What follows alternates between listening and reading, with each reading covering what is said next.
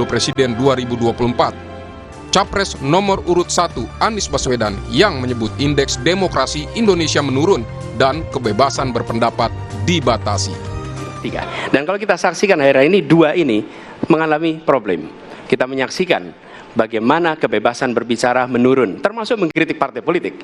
Dan angka demokrasi kita menurun, indeks demokrasi kita. Bahkan pasal-pasal yang memberikan kewenangan untuk digunakan secara karet kepada pengkritik, misalnya Undang-Undang ITE. Presiden Joko Widodo pun merespon hal tersebut. Jokowi menyatakan pemerintah tidak pernah menghalangi kebebasan berpendapat. Jokowi mencontohkan dirinya bahkan menganggap biasa jika ada caci maki kepada dirinya sebagai Presiden Republik Indonesia. Ya, itu sebagai evaluasi. Tetapi yang jelas kita ini kan tidak pernah melakukan pembatasan apapun dalam berbicara, dalam berpendapat. Ada yang maki-maki presiden, ada yang caci maki presiden, ada yang merendahkan presiden, ada yang menjelekan, juga biasa-biasa saja. Di Patung Kuda, di depan istana juga demo, juga hampir setiap minggu, setiap hari juga ada, juga nggak ada masalah. Namun calon presiden nomor urut 2 Prabowo Subianto menganggap kritik Anies soal demokrasi di Indonesia berlebihan. Menurut Prabowo, jika Indonesia tak demokratis, maka Anies tak akan terpilih menjadi gubernur DKI Jakarta. Saya berpendapat Mas Anies ini agak berlebihan. Mas Anies mengeluh tentang demokrasi ini dan itu dan ini. Mas Anies dipilih jadi gubernur DKI menghadapi pemerintah yang berkuasa. Saya yang mengusung Bapak. Kalau demokrasi kita tidak berjalan, tidak mungkin Anda jadi gubernur. Capres nomor urut 3 Ganjar Pranowo menyoroti masih adanya intimidasi bagi mereka yang berani mengajukan kritik. Ganjar mencontohkan sejumlah kasus seperti yang menimpa Ketua BEM UI Melkisedek Huang dan juga budayawan Butet Kertarjasa. Menurut Ganjar, dewasa berdemokrasi, maka pemerintah tak boleh menganggap kritik sebagai ancaman. Kalau itu bisa kita lakukan, maka betapa bahagianya rakyat ini. Pemerintah ini ada yang ketika dikritik tidak baperan, yang ketika media menulis, mereka merasa ini vitamin buat dirinya, bukan sedang merongrong, apalagi kemudian merasa terancam. Maka kalaulah kemudian demokratisasi ini bisa kita laksanakan dengan baik, sesuai dengan amanah reformasi, nggak ada lagi cerita Bu Sinta, nggak ada cerita Mas Butet, nggak ada cerita Melki, tidak ada itu. Karena dewasa kita dalam berdemokrasi. Badan Pusat Statistik membuat indeks demokrasi di Indonesia yang menilai kebebasan sipil, hak-hak demokrasi, dan kelembagaan politik. Pada 2019, indeks demokrasi Indonesia ada di angka 74,92. Kemudian pada 2020 angkanya 73,66, di 2021 menjadi 78,12, dan terakhir di 2022 80,99. Indikatornya jika lebih dari 80 maka indeks demokrasi tinggi. Jika skornya antara 60 sampai 80 maka sedang. Di bawah 60 berarti indeks demokrasinya rendah. Para calon presiden telah mengungkapkan pandangannya soal demokrasi pada debat perdana Pilpres. Siapapun calon pemimpin, demokrasi di Indonesia diharapkan terus membaik. Tim Liputan Kompas TV.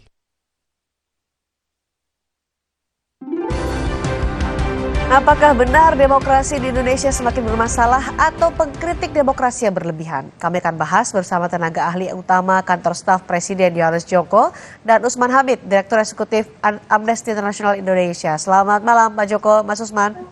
Selamat malam Mbak Cindy, selamat malam Mas Usman. Baik, sehat Pak Joko. Selalu semua.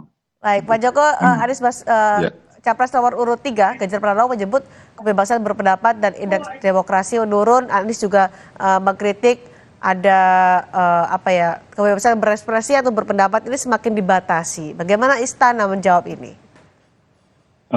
Jadi gini Mbak, kalau kita mau melihat kritik itu, maka kita harus melihat secara lebih objektif gitu. kami di kantor staf presiden itu dalam melihat satu permasalahan itu selalu mendasarkan kepada rujukan-rujukan indeks-indeks objektif, Mbak, bukan subjektif. Tidaknya kalau kita bicara tentang indeks kebebasan demokrasi itu selama ini yang menjadi acuan itu kan ada dari 3 sumber ya, nanti Pak Usman tuh yang lebih memahami begitu, dari BPS, kemudian dari Freedom House, dan juga dari Economic Intelligence Unit gitu. Nah, dari ketiga lembaga ini atau ketiga indeks ini begitu, satu menyatakan bahwa indeks demokrasi kita semakin terus membaik, angkanya cukup tinggi 80. Satu lagi mengatakan stagnan, satu lagi mengatakan menurun. Nah, tentu apapun hasilnya itu menjadi catatan bagi kami.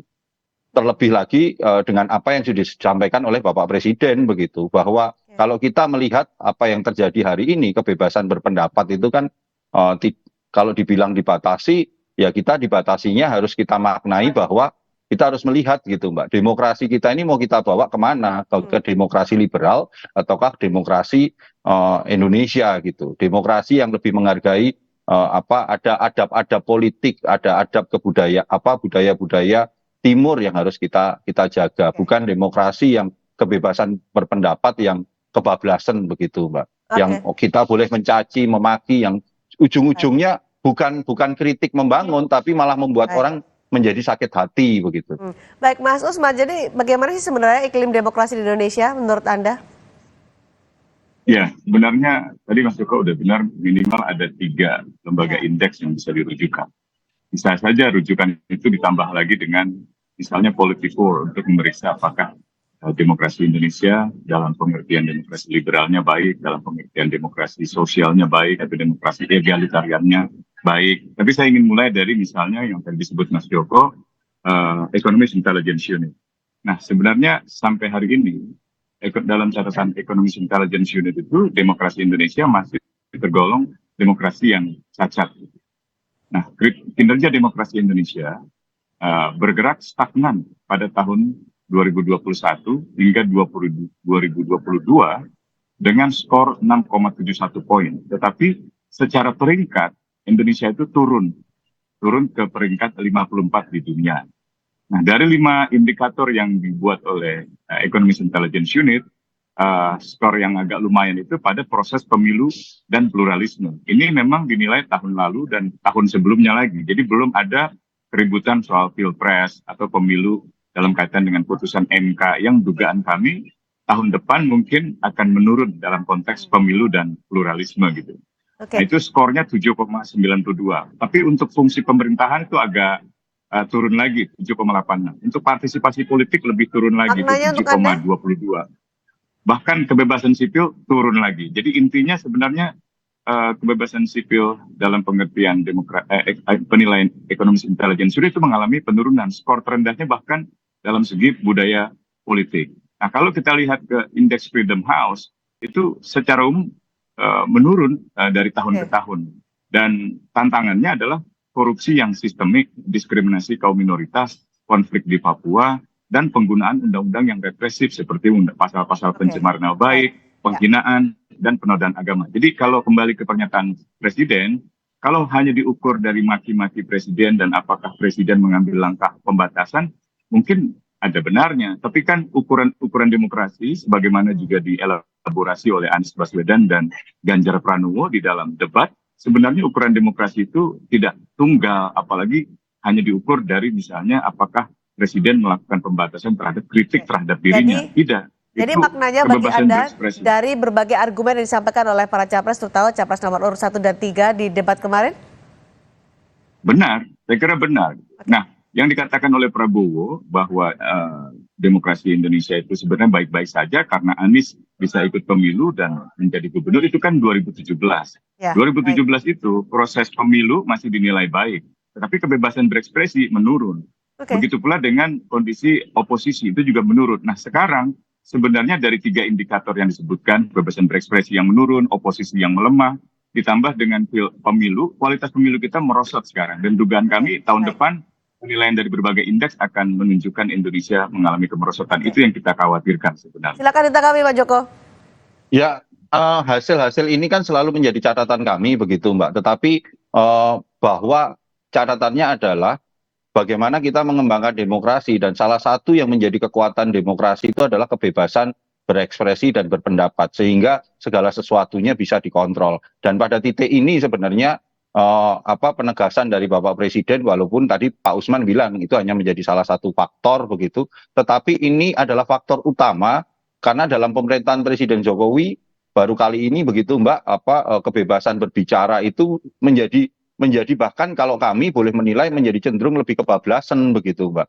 Sehingga ya kita harus melihat begitu apakah kita akan coba mengerem dalam kita memberikan ekspresi atau tidak begitu. Tetapi ini menjadi tentu apapun yang disampaikan oleh berbagai lembaga indeks survei ini tentu menjadi catatan kami semua, dan ini tentu akan terus proses konsolidasi demokrasi harus terus kita lakukan. Tentu pasti masih ada kekurangan-kekurangan, tetapi percayalah kalau ini kolaborasi antara pemerintah, masyarakat sipil, dan gerakan-gerakan masyarakat lainnya bisa berkolaborasi mengawal proses ini, maka konsolidasi demokrasi Indonesia akan menjadi lebih baik begitu. Oke, Mas Usman, benarkah kritik yang disampaikan itu kebablasan seperti yang disebutkan oleh Pak Joko? Enggak, karena upaya pembatasan itu kan mulai dilakukan. Misalnya dengan Undang-Undang Hukum Pidana. Dulu, 10 tahun lalu misalnya, pasal penghinaan presiden itu dianggap tidak sesuai dengan konstitusi, dihapuskan oleh Mahkamah Konstitusi. Tapi kemudian dimasukkan kembali ke dalam hukum pidana oleh pemerintah bersama DPR. Baik. Nah itu kalau sampai nanti berlaku, itu akan menimbulkan banyak sekali orang terkena kasus-kasus penghinaan presiden. Bahkan dalam kasus pernyataan Gibran saja, putra presiden, ketika ia menanyakan apakah memang di zaman sekarang orang menghina presiden ada yang ditangkap, asistennya sendiri mengatakan ada yang ditangkap. Jadi ini belum lagi kalau kita hitung yang terselubung intimidasi misalnya terhadap Melki atau intimidasi terhadap orang-orang yang katakanlah bersuara kritis gitu. Itu menurut saya harus diperhatikan oleh pemerintah dengan sungguh-sungguh, memastikan aparat kepolisian tidak melanjutkan kriminalisasi seperti yang terjadi sekarang ini dengan Haris Azhar dan Fathia Maulidiyanti. Tidak ada langkah presiden untuk misalnya menghentikan proses hukum itu atau memastikan bahwa menterinya tidak mempidanakan kritik-kritik yang sah. Baik, kritikan dari para capres juga dicatat tadi oleh Pak Yoris Joko oleh pemerintah, dan kita nanti akan lihat bagaimana komitmen para capres untuk menciptakan iklim demokrasi di Indonesia melalui nanti apa yang menjadi visi misi mereka dan juga program yang akan disampaikan dalam kampanye Pilpres 2024. Terima kasih Pak Yoris Joko, terima kasih juga Mas Usman Hamid. Terima kasih Mas Usman, Mbak Cindy. Selamat malam. Saudara, tetaplah bersama kami. Kami kembali dengan informasi dari survei BPS bahwa biaya hidup rumah tangga per bulan di Indonesia naik di kisaran 1 juta hingga 1,5 juta rupiah. Sesaat lagi di Sapa Indonesia Malam.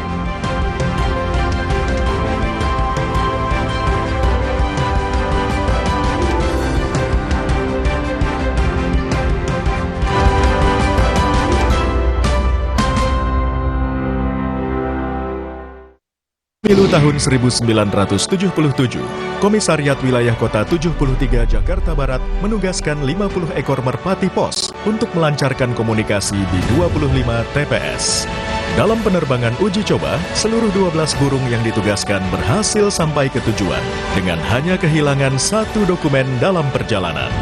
Ikuti perkembangan dan informasi terkini seputar pemilu 2024 hanya di Kompas TV, Rumah Pemilu.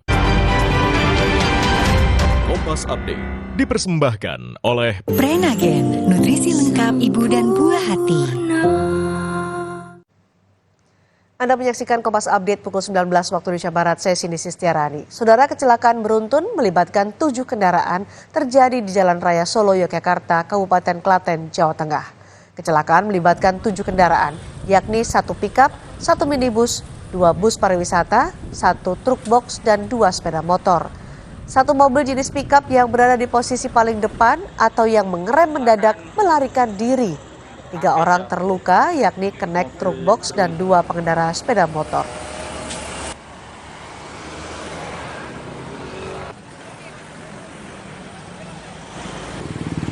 Demikian Kompas Update, sampai jumpa 1 jam mendatang. Kompas Update dipersembahkan oleh Morigro. Morinaga Morigrow, susu dengan formula Grow Max, bantu optimalkan nutrisi anak. Prenagen, kaya akan protein, omega 3, dan kalsium. Penting untuk pembentukan organ tubuh bayi. Minum selama hamil 9 bulan. Prenagen. Baru Morinaga Morigrow, kasih makan anak masih pakai drama. Beri dia Morinaga Morigrow, susu dengan formula Grow Max, bantu tingkatkan nafsu makan dan penuhi nutrisi untuk pertumbuhannya. Morinaga Morigrow. Benteng, kompak terus mentangkan raga. Langkah bersama saatnya rakyat juara. Mentangkan raga. Untuk Indonesia juara. Nyatanya, suara tetesan air nggak akan jadi lagu pengantar tidur yang nyenyak. Makanya soal cat pelapis anti bocor, pilih yang Aku Approve. Aku Approve dan Aku Approve Pro. Aku approve, aku approve. Mood booster favorit gue nih, mie sedap kari kental spesial. Kuahnya kental, berpadu rempah pilihan yang bikin makin sensasional. Rasanya makin spesial. Buruan cobain, yang sedapnya berkari-kari dari Wings Food. Mitsubishi X-Force. Breathe the new adventure. Total control in all challenges. Mitsubishi X-Force. Infinite excitement. Inilah Golkar, 59 tahun berjalan bersama bangsa Indonesia. Inilah Golkar, bersatu membangun, menghubungkan hati dan tangan, membawa kemajuan. Inilah Golkar, melahirkan banyak tokoh muda berprestasi, memandang masa depan dengan inovasi. Bersama Golkar, mari lanjutkan kemajuan. Suatu hari, sekeluarga nonton TV, tiba-tiba tembok rembes, plafon netes. Nippon Elastex 3-in-1 siap beresin dengan teknologi Hydroplex. Pasti beres pakai Nippon Elastex. Mood booster favorit gue nih, mie sedap kari kental spesial. Kuahnya kental, berpadu rempah pilihan yang bikin makin sensasional. Rasanya makin spesial. Buruan cobain, yang sedapnya berkari-kari dari Wings Food. Nggak enak? Iya, kayak ada manis-manisnya. Le Mineral memang berbeda. Setiap tetesnya mengandung mineral esensial seimbang yang penting untuk tubuh dan juga membuat rasa airnya lebih segar. Le Mineral. Siapkan diri untuk pencapaian luar biasa dan lewati batasmu. Stargazer X. Unleash the X in you. Ikuti perjalanan Dion Wiyoko dan Budi Raharjo membuka mata dan menyerap inspirasi dari Pak Sahdi, salah satu agen briling Mitra Umi binaan BRI, sekaligus penggerak ekonomi Desa Kembang Kuning Sumbawa yang berhasil membantu membuka akses keuangan bagi masyarakat sehingga mudah dijangkau. Petualangan Brilian, The Series, Season 3, Agen Briling Mitra Umi, Pahlawan Literasi Finansial, Sabtu 16 Desember pukul 6 petang di Kompas TV, dipersembahkan oleh pakai motor listrik Polytron Fox R. Gak capek nyetir, gak capek ke bengkel, gak capek antri bensin. Baru motor listrik Polytron Fox R.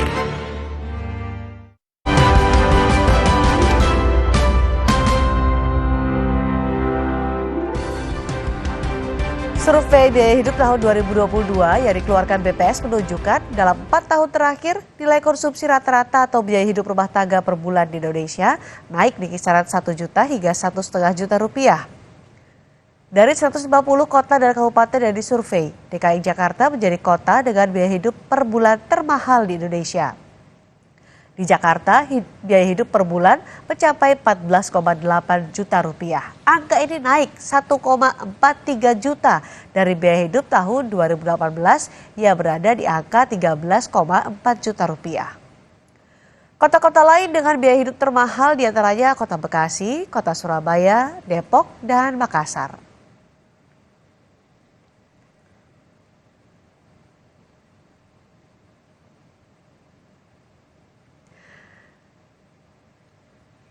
Kita akan bahas kenaikan biaya hidup di Jakarta bersama dengan pelaksana tugas Kepala BPS Amalia Adini Garwidya Santi dan peneliti INDEF Eko Listianto. Selamat malam Bu Amalia, Pak Eko. Selamat malam, Mbak Cindy. Baik, Bu Amalia, dalam 4 tahun ini kenaikan 1 hingga 1,5 juta rupiah